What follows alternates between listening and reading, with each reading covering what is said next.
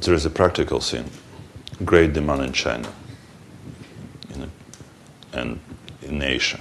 Asia will grow for the next 15, 20 years, and we can assume based on development of OECD economies, Europe, United States, Japan. And of course, resources would be an important part of the equation.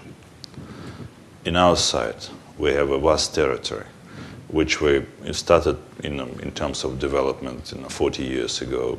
We built a lot of in Russian, on Russian side, Eastern Siberia, Far East. We even haven't started the north, just few places. And unique opportunity for us is to develop and build an infrastructure. Of course, we don't need to open every deposit, to use every mine opportunity, but to build a proper infrastructure, especially with the latest development in communication, logistic, and transport sector. This is a rare opportunity, and I feel that that would be very mutual benefit. And there is one point I can tell you, the Russian story and the West. London. London was open for Russia in the beginning of the 90s, and by the in the next 10 years, suddenly there was 400,000 Russian, Ukrainian, Belarusian who live in London, and vice versa. And it's developed a great platform for. And actually, it's benefit West a lot if you look at the city and in London, real estate prices. Of course, it's a side effect. Hong Kong people going there to buy real estate too, I heard.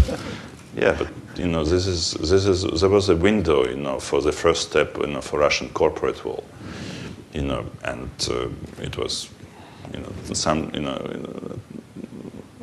successful, not successful. There was a lot of political agenda. My view, and a lot of issues, just because of misunderstanding. They all consider that we're too European. But if you look at our map, I showed, we have only 20% of our territory in Europe, 80% of our territory in Asia. And we have a lot of cultural difference. It's why all this idea about easy democracy. We already showed this example of this shock therapy when I already showed when we have 1/3 of our GDP left after attempt to go to the market principles without the knowledge and without institution.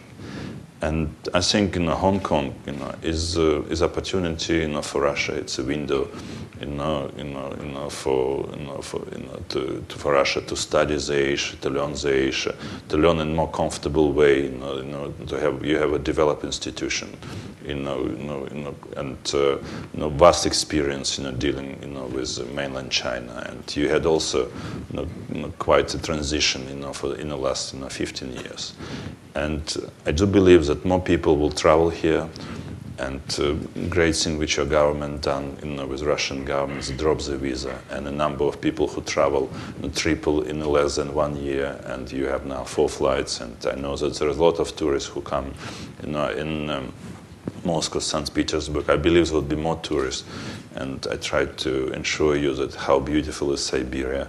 It's very different at winter. It's also beautiful. It's you can imagine how vast territory and wild and and a lot of thing to say. When you are there, you actually think different. I don't know how, but it's a different mechanic in your brain.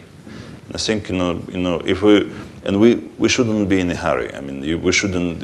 And of course, we all experience. In the mainland China, Russia plan an economy. It was developed. Okay, we'll go in 2 years, in 5 years, and say. But I think to have a successful future, we need to learn each other, and we need to go carefully through the whole challenges.